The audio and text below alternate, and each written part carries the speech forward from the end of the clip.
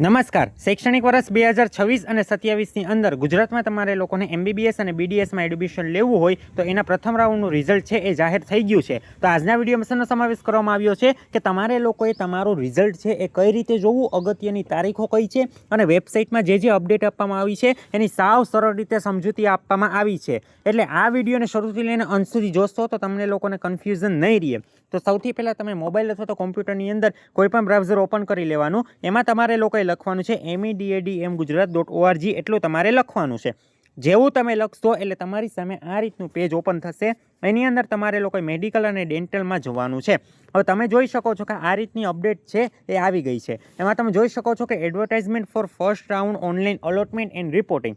જે વ્યક્તિઓને પ્રથમ રાઉન્ડની અંદર એડમિશન મળેલું છે તો એમના અલોટમેન્ટ અને રિપોર્ટિંગ માટે જે છે એ સંપૂર્ણ બાબત છે. એના માટે કઈ કઈ અગત્યની તારીખ છે એ આપવામાં આવી છે.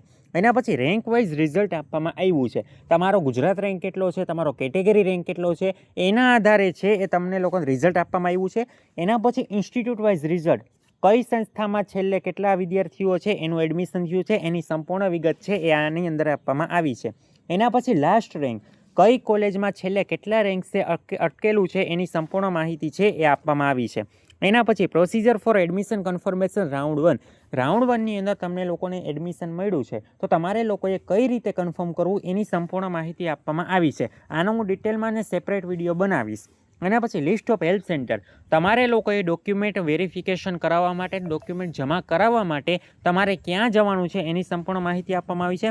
એના પછી list of designated branch of HDFC bank for payment of online tuition fees. તમારે લોકોને ઓનલાઈન ટ્યુશન, તમારે ઓનલાઈન અથવા તો ઓફલાઈન, તમારે લોકોને ઓફલાઈન ફી ભરવી છે HDFC બેંકની અંદર તો તમારે લોકોને કઈ કઈ શાખા અવેલેબલ છે એની માહિતી આપવામાં આવી છે. એના પછી steps for admission confirmation, admission confirm માટેના સ્ટેપ આપવામાં આવ્યા છે. એના પછી non converted vacant seat of NRI and PWD quota after round 1. તો રાઉન્ડ 1 પછી પણ NRI અને PWDની કેટલી સીટો વેકન્ટ રહી છે એની માહિતી આપવામાં આવી છે. Information to be return in the 11x15 inch envelope, એન્વેલોપની અંદર કેટલી માહિતી છે એ તમારે લખવાની છે. કવરની અંદર એ પણ આપવામાં આવી છે. ઓથોરિટી લેટર, માની લો તમે લોકો ક્યાંય બહાર ગામ ગયા છો, તમને એડમિશન મળ્યું છે, તમને જાણ થઈ છે, તમારે એડમિશન લઈ લેવું છે તો તમારી જગ્યાએ જો અન્ય વ્યક્તિ તમારા ડોક્યુમેન્ટને ફી લઈને જતા હોય તો એમના માટે ઓથોરિટી લેટરની જરૂર પડશે.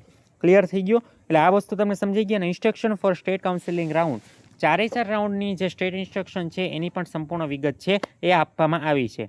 ક્લિયર થઈ ગયો? તો સૌથી પહેલાં આપણે લોકો એડવર્ટાઇઝમેન્ટ ઉપર જોઈએ છીએ. જો નાનામાં નાની બાબતોનો પણ મેં સમાવેશ કરેલો છે. ક્લિયર થઈ ગયું?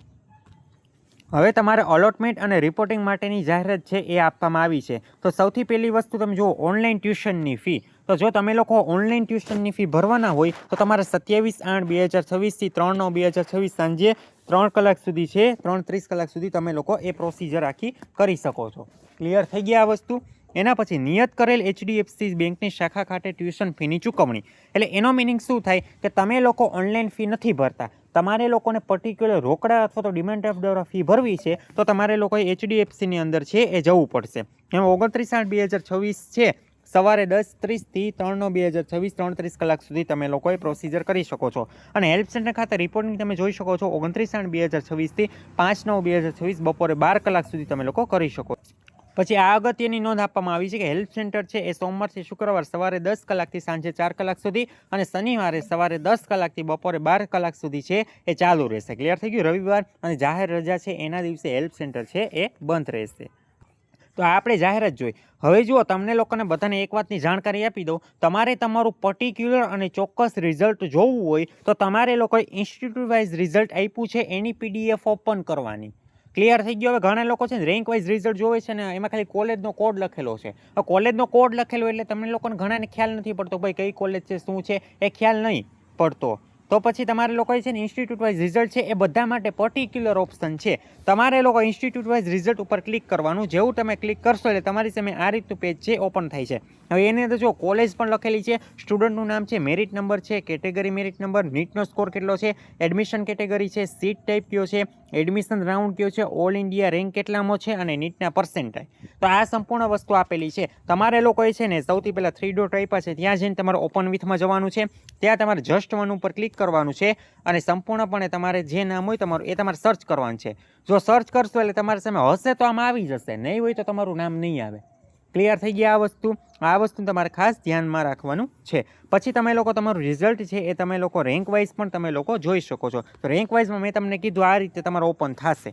ક્લિયર થઈ ગયું. કોડ જ તમારે આપેલો છે એટલે તમારે પાછી કઈ કોલેજ હશે ને એ તમારે પાછું અલગથી જોવું પડશે. ક્લિયર થઈ ગયું. લાસ્ટ રેન્ક છે એ તમે જોઈ શકો છો. લિસ્ટ ઓફ હેલ્પ સેન્ટર, તો હેલ્પ સેન્ટરની લિસ્ટ છે એ પણ તમે લોકો જોઈ શકો છો. એમાં તમને જે પણ નજીકમાં હેલ્પ સેન્ટર હશે ને ત્યાં તમારે જવાનું છે. અને GMERS ગાંધીનગરનું હેલ્પ સેન્ટર છે એ નીચે મુજબની કેટેગરી અંતર્ગતના વિદ્યાર્થીઓને જ મળશે. તો જે વ્યક્તિઓએ ધોરણ 10 અને ધોરણ 12 છે એ અધર બોર્ડમાંથી પાસ કર્યું હશે તો એને ફરજિયાતપણે GMERS ગાંધીનગર જ આવશે.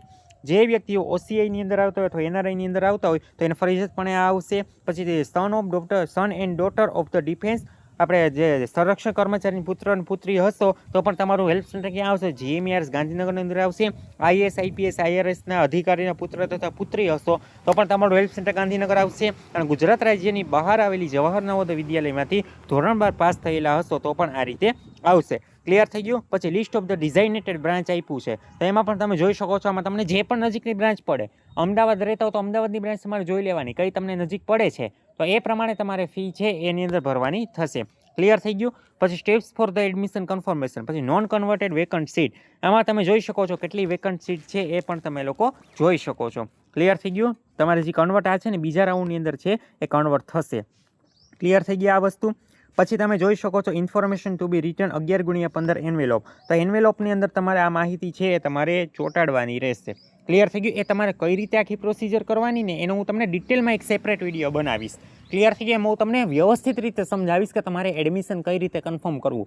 અને વધુ માહિતી માટે તમે અમારું જે પેડ કાઉન્સેલિંગ છે એમાં પણ જોડાઈ શકો છો. એમાં તમારે જોડાવું હોય તો શું કરવાનું છે, નીચે ડિસ્ક્રિપ્શન બોક્સમાં 2 મોબાઈલ નંબર આપેલા છે. બંનેમાંથી કોઈ પણ નંબરમાં મેસેજ કરીને તમે અમારી સાથે પેડ કાઉન્સેલિંગ છે એની અંદર જોડાઈ શકો છો. એમાં તમને પહેલેથી લઈને છેલ્લે સુધીનું સંપૂર્ણ માર્ગદર્શન છે સાવ સરળ રીતે આપવામાં આવે છે. એટલે જે વ્યક્તિ જોડાવા માંગતા હોય એ ડિસ્ક્રિપ્શન બોક્સમાં આપેલા બંને નંબરમાંથી કોઈ પણ નંબરમાં મેસેજ કરીને અમારી સાથે જોડાઈ શકે છે.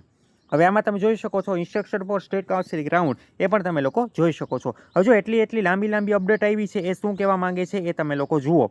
તો સૌથી પહેલાં તમારે છે ને જો કયા ડોક્યુમેન્ટ તમારે લઈ જવાના છે ને એ તમારે જોવાના છે. ક્લિયર થઈ ગયું. તો પહેલાં ફી પેમેન્ટ પછી તમારે હેલ્પ સેન્ટર કયા ડોક્યુમેન્ટ લઈ જવાના એ સંપૂર્ણ આપેલા છે.